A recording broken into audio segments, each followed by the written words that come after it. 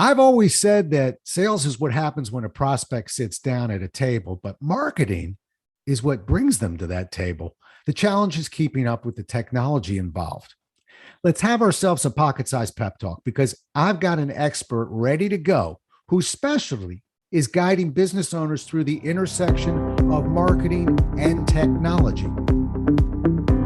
A Pocket Size Pep Talk, the podcast that can help energize your business and your life with a quick, inspiring message.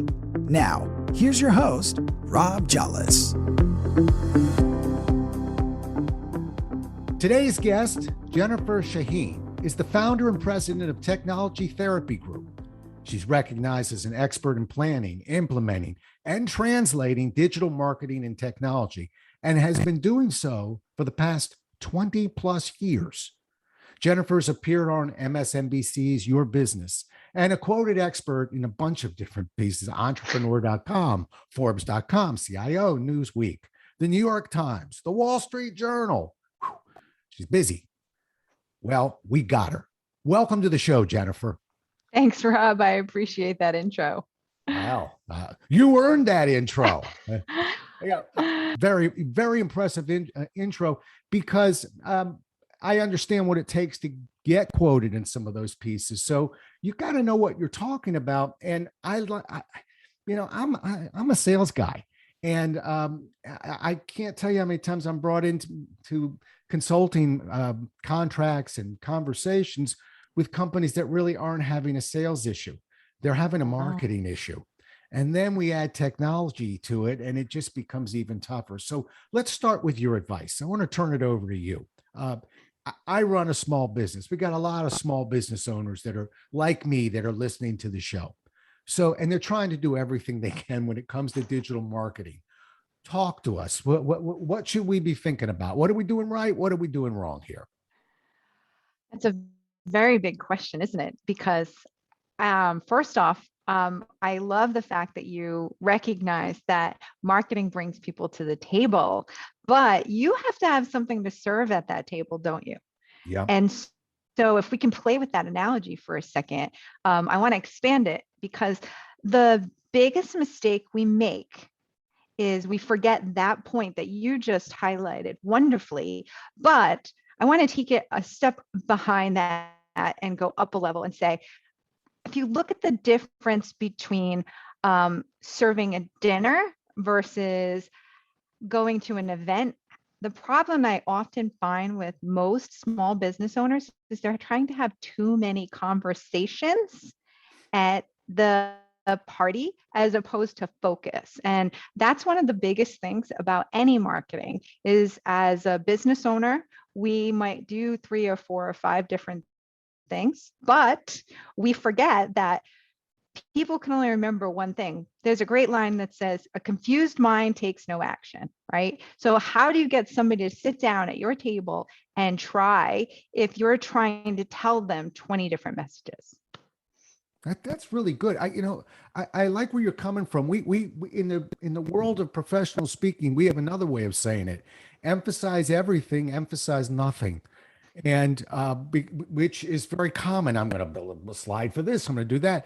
It all sounds wonderful, but people are going to walk out right where they started, almost dizzy.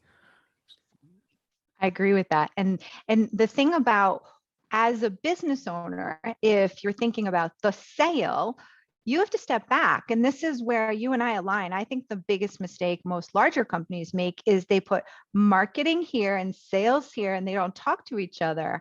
But we really should be. And when we're smaller businesses, we have this opportunity. So you should really start with focusing on what is it as a business owner you want to focus on from a sales perspective, and then look at that path to getting them there. And then we can dig into all different ways of having that conversation, because the end of the day, that's sort of what technology therapy is really all about, is kind of, we're not just about digital. We really go behind things and understand where it all comes from. If you aren't clear about the sales process, then you're not going to be really good at the marketing side of things. Well, you hit it right on the head there. I'm thinking back when I sold for Xerox, and and I got mentored. The big thing was, well, sales and service don't talk to each other. Well, I talk to my service guy in my area because that's who the customers were talking to. And I sort of took that with me. And one thing, I'm not always successful at, but I'm going to get some Jennifer points here because when I do sales training and I do what's called flat fee, I'm not charging per head. And working with big companies, typically Fortune 500s. I always encourage them, get the marketing people into the sales training. They'll get a little bit of dose of what that life is like because all they're hearing about is big commission checks. They don't really understand the darker side of all of this. But two, the psychology that's going into trying to, for instance, not look at what a customer needs, look at what problem they're trying to solve.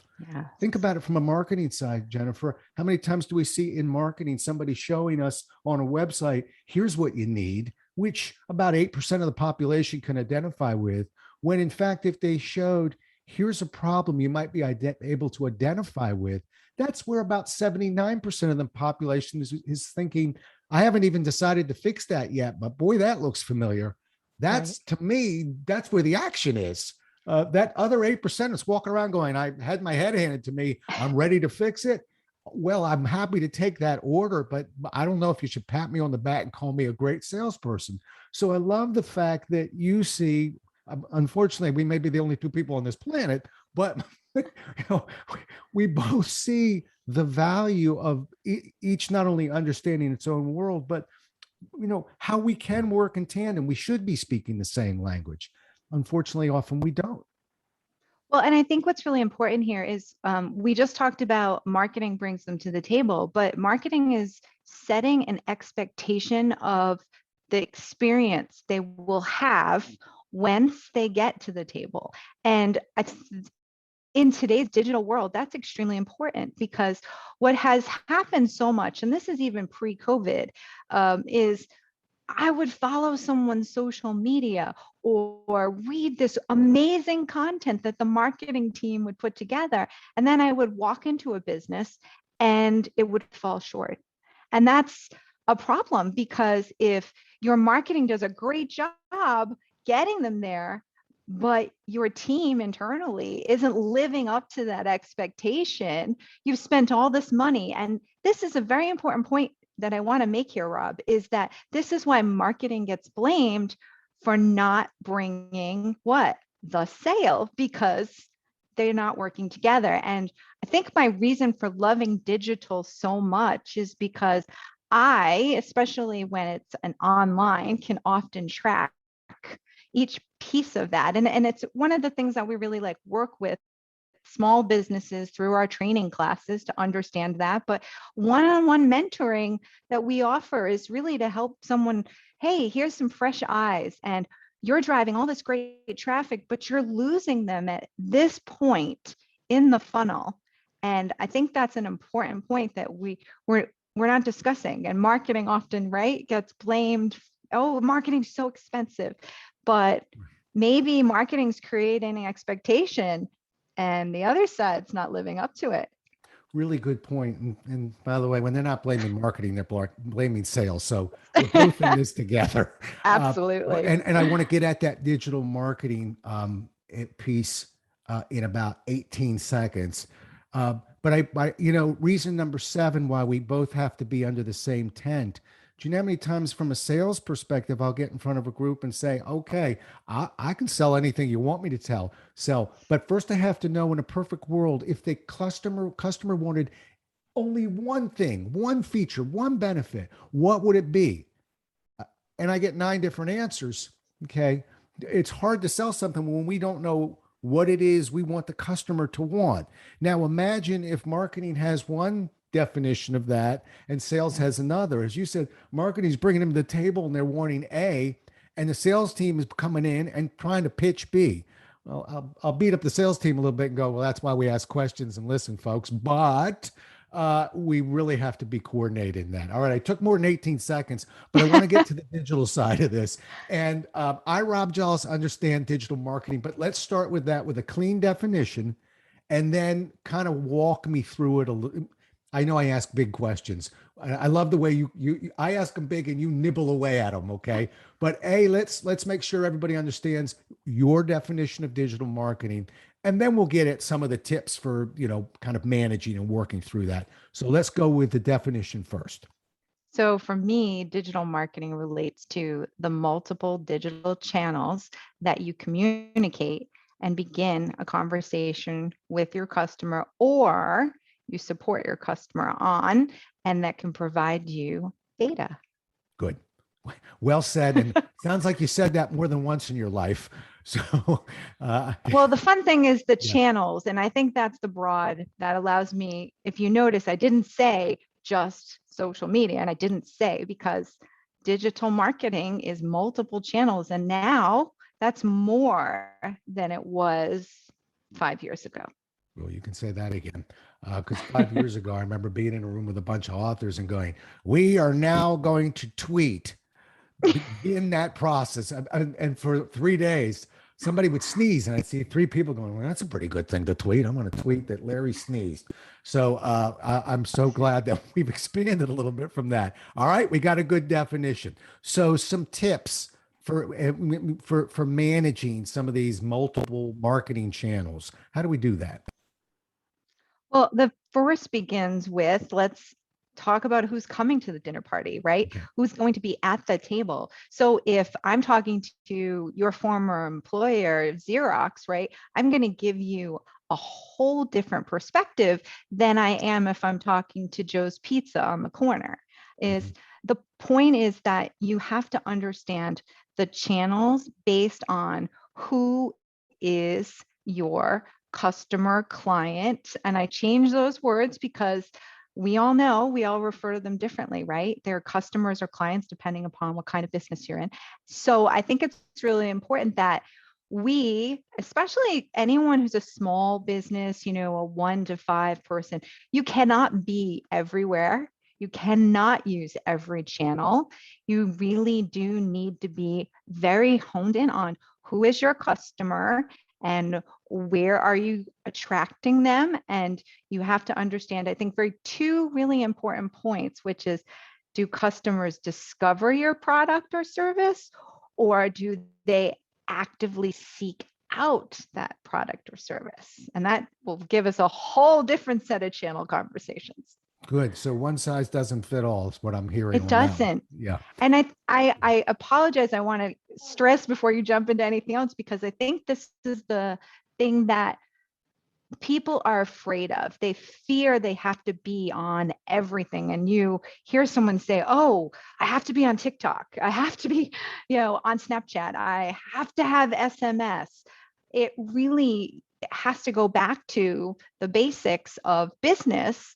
And technology is always supposed to be a support. And it's a mantra that I have here at Technology Therapy Group, is it's really about empowering you to find the right solutions in a digital world. Now, did I just hear a technology support group? Well, Technology Therapy Group, which is our Technology company, therapy as you mentioned. group. Yeah, that's even nuttier. Yes. But a technology therapy group. That's interesting. Is this for people that are really kind of freaked out by technology, or who's in that group? I don't need any name. I'm there for the donuts, but who's in that? Who's going to that group? All right. So, Jennifer's laughing. I'm going to go ahead. Jennifer's coughing. Yeah. But it was actually how I named my company. So how I got some of those accolades that you talked about at the top of the show is I was written up in quite a few publications in the early 2000s because I used to coach CEOs privately. And it was a pain point for them, almost a sense of embarrassment that they didn't know certain things. And so one of my clients said to me, you really become more like a therapist. And I think that's a really nice compliment, because I helped them overcome their fears. And so I kind of laughed and turned and said, well, I'm your technology therapist. And, this was before therapy became the thing in marketing. I am proud to say that I was in early 2000s, but that's where this comes from. And really, it's the heart of who I am. And what I believe in is that we all can learn. It's not always going to be easy, but we all can learn. And even though I generationally, I'm not a digital first native, but in a lot of ways, I feel like I'm a digital first because I just love this. It's like what I eat, sleep, and breathe. But I know that's not what everybody else does. So I think that compassion and that side of things is what we try to put out there. And that's why if you visit our website, technologytherapy.com, you'll see right there on the homepage, it says, I don't know what I don't know. Because when it comes to digital marketing, we sometimes just don't know where to start. Right. We So call that unconscious incompetency. That's the nicer way of saying it. Not something, but love that. something like I said, we don't know what we don't know. You know, I'm enjoying the conversation because I talk to people. I used to be hung up on Twitter. I really did. I didn't like it, and people like you must tweet. That is part of being an author, and it was sort of that is going to be your P. I needed to be in your therapy group, and I realized that I was really struggling with it. And then I made this connection. I'm a guy that works out a fair amount and for many, many years. And people always go, well, you know, what's your secret? And one of the secrets is find something that you enjoy doing, and you'll work out more. But if this is a misery, you'll never last. So that's not your workout. And so although I do tweet occasionally, I don't want to disappoint people. I don't tweet that often. Don't enjoy it. I like blogging. I have other avenues, and that's more of a workout. Now I can sustain it, and I can do it week after week and month after month. But I that was an important find for me because I really did think you must do them all. They told us to do them all. We'll do them all, and it doesn't work that way. No, it doesn't. And I'm so glad you used that analogy because that's exactly right. When you are one or two person business, you have to drink the Kool-Aid, don't you? You're not large enough where you have the department who can do it. So you really do. And I hear this so much, especially now, in 2020, how many more people said, you know what, I'm going to start my own business now. The world changed and now I'm going to start my own business. Well, everyone has to find their thing. And for some people, it's going to be blogging. For some people, it's going to be Instagram. But I do want to bring it back around and I have to say, we have to make sure that whatever the platform or channel we're looking at is, we do have to remember that the clients and customers have to be there. So if you're just going to put it out on a channel and say, I really love to Instagram, but you're selling something to people who are over 65, probably not the ideal channel. And then for me, there are some like things that you absolutely have to do, whether you like to or not. And that's kind of like going to the doctor, right? We have to drink water. We have to do certain things every day as human beings. Unfortunately, for certain businesses, there are some things that I will say are definitives. Like if you run a local small business and you want people to find you when they put in your business type near me in Google, then you at least have to be listed and taking care of your Google My Business listings.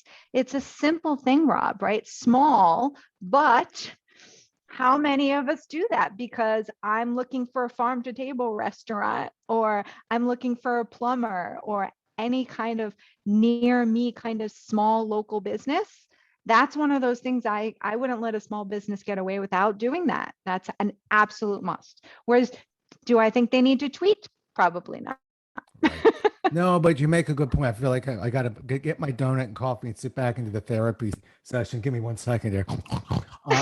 Because yes, actually authors tend to tweet more, and it's something that I resist, and I'll probably need a little more time on that one. But I think you make a really good point. I don't want folks to miss that. That there is the finding the workout that you enjoy. But if I'm doing 16 hours of seminars, I sure hope one of those workouts is something that's building my endurance, because I'm going to need that. And that's what I'm hearing again, that we can pick some areas that come to us naturally. But like you said, if I'm picking one that's not really in front of the clients that I serve, I'm wasting my time. Okay, let's talk a little bit about data. and the data that you look at, the data that we look at. I read something from you that says sometimes, it feels more like reading tea leaves. Does data really provide insight to our customers? I mean, I'm wondering how many small businesses really don't have the data. They're actually they're doing certain jobs, and they're Mhm. trying to play the game, but they're not really following the data. Talk to me about that. So I want to go back to something else that you brought up already. So, two things. First off, there's two kinds of data that I think are really important. And I think when we hear the word data, we automatically, where does your head go? Charts, right, Rob? Like you Right. think automatically, I feel that's not accurate. Like one, one of the things that I've learned in my business career, and this isn't just me who talks about this, is there's what we call objective data, which are the charts, right? But there's also things called observational data. And for lots of small businesses, observational data can be the beginning of them getting them into the objective data. So, for example, and I love your podcast name because this is my little pep talk for you people. Oh, good. Is you mentioned earlier you said something about customer experience. So, if your business relies on reviews to do well, people get fixated on their numbers, right? Don't they? Like how many stars they got, how many of them actually read them? And so a bit of observational data is read through the kinds of comments that people make and see, wait, hang on, I found a consistency problem in my company. You go through local restaurant. This is something small. I do a lot of coaching with startup food businesses and things like that. And reading something like that, we see the last 10 reviews, they've all talked about being unhappy with, they love the service, but 5 of them mentioned chicken wings. Maybe we need to step back. That's what we call observational data. You're a public speaker, right? Do you count people in the room? I look at how many people in the room, how interactive they are. You and I probably work the same way. If you see people getting excited, you're reacting to that, components of observational data. And then we know, oh, next time I give that talk, I need to punch that line better. So it's not always about jumping right to those hard numbers. But I think people hear the term data and they think they have to be looking at all these charts and graphs. And one of the places I always start with, especially with my small startups, is we all have to keep track of our revenue. We all have to keep track of our profit. That's data, right? So now we have to then step back and go, okay, if I want to increase this portion of my business. So technology therapy group has 3 sources of revenue. You can either take training classes from us, you can work with us as mentors, or you can hire us to support you as an external marketing team. I need to look at each of those numbers and who is coming in from what platforms or channels per each of those platforms and how is it converting. So sort of stepping back and saying, this is how we can start to warm ourselves to data. Got it. Got it. Good. More therapy for Rob. Appreciate that. Data does scare me, and you're right. I have data coming out my ears. I just don't call it data. I call it QuickBooks. I call it other things. But that's interesting. And you mentioned as a professional speaker, I look at it as a very positive thing. But I know earlier in my career, I would say certain things. I mean, I'd go 4, 6, 8, 12, 16 hours. Certain things were resonating, and it was almost like a dream. Oh, I'll remember that. And then you wake up in the morning and go, all I remember is I had a good idea. I don't remember the idea. It was the same thing. I'd walk out of the seminars, get on the plane, go, now what were those things that really resonated? And I began to keep on that lectern a pen and a paper. And when I saw an ooh or an ah from the audience, I would immediately mark it, try it again. Coincidentally, would almost always get an ooh and ah and go, well, that ain't going to be an accident. And that's how we go from good to great. Right. So data doesn't need to be scary. It can be very positive. Obviously, I look for areas where, well, it would never happen in a Jala seminar, but let's maybe say a couple of yawns here or there. I got to make a mark there. I'm getting data.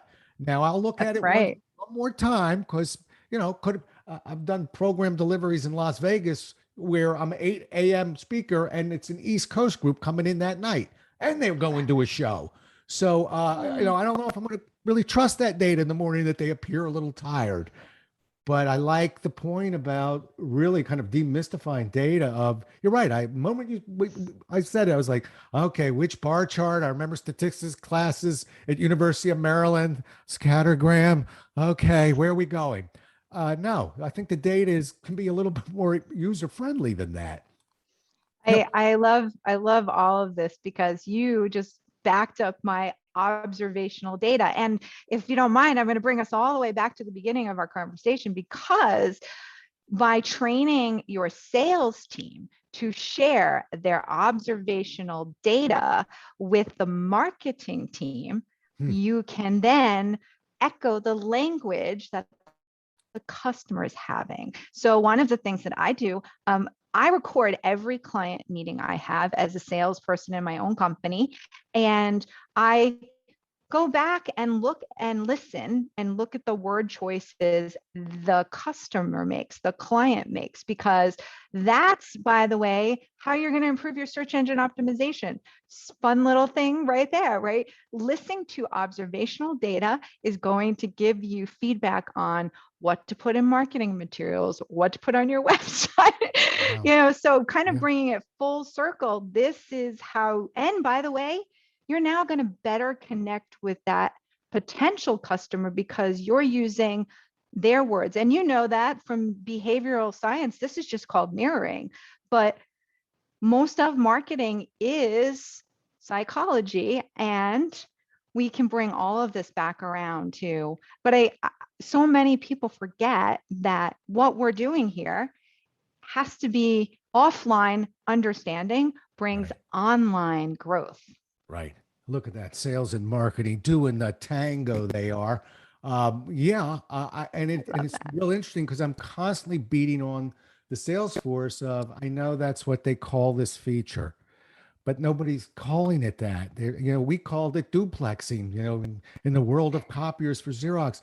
They want to copy on two sides. Okay. We're not really speaking the customer's language, and we're not really impressing them either. So we're losing them. So it's interesting. All right. Maybe my last question here. Uh, I, you know, and I think I know the answer. As a matter of fact, I believe I know the answer. I just don't want to be smarter than my guest, but which means I'm not sure if I know the answer. But uh, you know, I see digital advertising and online advertising, and everybody wants to kind of throw out the online and say it's all digital now. Forget the not throw out the online, throw out print. It's print, and I don't want to throw out the print. Am I being stubborn? Or, can they do the tango too? Print and online, or digital. Is print dead? Is it dying? So that's a bigger question depending upon what we're talking about. It is. But Yes. Go ahead. I do never, so multi-channel period, right? So online and offline should work together. So whatever you do offline, i.e. the print, direct mail, etc., always add a digital component to it. So the print world had this for years, Rob. You remember they called them pearls, right? Personal URLs. They were really long. But it's nice to get something in the mail with your name on it, by the way. That's why even I don't know if anyone noticed, I've said Rob's name a couple of times because people like to hear their old name. It was one of the best media training tricks I ever learned, is always save the game, right? So when you get something in print and it says your name, Rob, thank you for blah, blah, blah, right? But now what's so funny is COVID brought around, this pandemic brought the Europeans have been using the QR code for so long. We didn't like it, but now everything is touchless, right? So one of the things that's happening with print is to put the digital component to it, add an enhancement so that they will scan the QR code. And by the way, this is why I say one of those broad audiences, because of the last year, my dad, who's 7 years old, now knows how to scan a QR code. And I could have never thought he would do that 5 years ago because it was the only way he could see the restaurant menus for a while. Right. So do I think any offline is no, but one of the things I always encourage is to try to look for components of connection so that you can validate your success.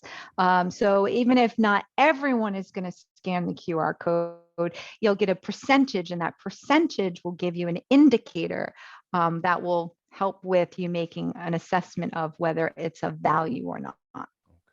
All right. I had a sense that's where you were going, but I needed to hear you say that print or offline is not dead. It's there's a place for it. I know as for authors, and people don't realize this. People think, well, the number one place for an author to to score would be the Today Show or something like that. Uh, well, yeah, if you want to show your friends you were on the Today Show, but most authors that I know are looking to sell books. And Right. the Today Show is a wonderful show. It just doesn't sell books, particularly in a 3 minute slot or whatever you got. Forbes magazine sells books. We know Mm-hmm. that from the data that we are assessing. I So love it. it is interesting that there's, I would say that it may be getting a little bit moved over. I don't know if it's a 50-50 street anymore, but in poor Xerox, I was there when it was the copier company. Whoops. Well, then it was the Mhm. document company. Whoops. And so we're just evolving, just like that QR code. Look, I remember 3 or 4 years ago, people would tell me, yeah, I'm going to work from home. And I'd be like, yeah, work from home. How hard are you working from home? Now, Oh boy. not everyone working from home. We woke up and realized, hey, we can be pretty productive at home, and we have technology that I can go to every meeting, things like that. I don't need to tell everybody what they're already doing right now, but I would ask people to stop and think, where were you on that idea 3 years ago? And Hmm. I read somewhere else that said we were heading that way, but we were 8 to 10 years away from it. We just sped it up a little bit there. So everything changes, everything evolves. All right. I got that website from you once or twice, but I want it nice and clear. How do people get a hold of you, Jennifer? Sure. So technologytherapy.com. Love it. Love it. Do you have that? Do you have a circle R on that yet? Have you trademarked that yet? We do. I actually I secured the trademark to that, I believe, in 2001 or 2002. So Good. a long time ago. And we've got big visions for ourselves in the next couple of years. The world changed. So Yeah. we're hoping more and more people need the digital support wherever they are right now. If you're a startup, you can do classes. If you're already in business and you need someone to help you see what you can't see, classes and mentoring. If you need an external team to help you get the next level, we have that as well. So Perfect. And hopefully I'm you'll gonna stop by and see us. yes, definitely. I'm gonna add to that and tell you from the psychology of the sales world, we know that most people who are listening right now are saying, yes, that's a small issue for us. We'll think about that. But we've also learned that people don't fix small problems, they tend to fix big problems. So if you got two choices right now, you can wait for this to become a big problem, and then who knows, maybe Jennifer will take your call. But I'm going to eat all the donuts in that therapy group. So let's not wait for it to be a big problem. Get proactive. And as a 30-year entrepreneur, I can tell you that if I went back in the Wayback Machine and started over, I wouldn't be waiting for problems to get big to wait to decide to fix them. I'd be more proactive when I saw that this problem has the potential to be big. And we're talking about an issue of, it's only going to get bigger and more important. So we need that therapy. Jennifer, you better have some virtual donuts for that group. By the way, I don't really eat donuts. I've just been falling in love with this I kind analogy. of figured with that workout schedule of yours, but yes, absolutely. And digital is needed whether you're business to business or business to consumer. Very important. That's one of the other little tidbits there, Rob, is how many people thought they didn't need it because they went to see their customers, they went to trade shows. So I appreciate you pointing that out because we all need to be a little more digital forward. Yeah, and a little bit more proactive about it.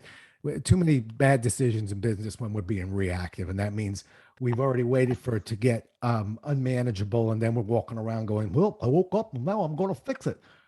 Let's fix it before it gets big, and that's why you want to go ahead and start taking a piece of this pie. Moving off donuts right now. Jennifer, I can't thank you enough. I found this topic to be extremely interesting, and selfishly, I've been processing it in terms of the way I approach my digital marketing. And so you've been really helpful. I feel like I squeezed off just a little therapy from you, and I don't know, I'm feeling better. So as who was it? Robert. Now, De how Niro many said- people can say that after Yeah. talking to a technology person? Right. As Robert De Niro would say and analyze this, you're good, you. No, you're good. I'm going to be getting in touch with you. Anyway, thank you so much for being on the show. Really good. I don't, you can listen to a lot of my shows that don't usually end up with, maybe we'll have you on again someday, but I think this topic is rich and I might want to talk about this again. So really appreciate you coming on the show and thank you. Thank you for having me, and thanks everyone for listening. Great. Well, we'll do it again as well as we can next time. Until then, stay safe, everybody.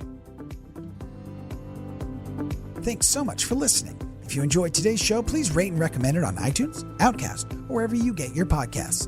You can also get more information on this show and Rob at jollis.com.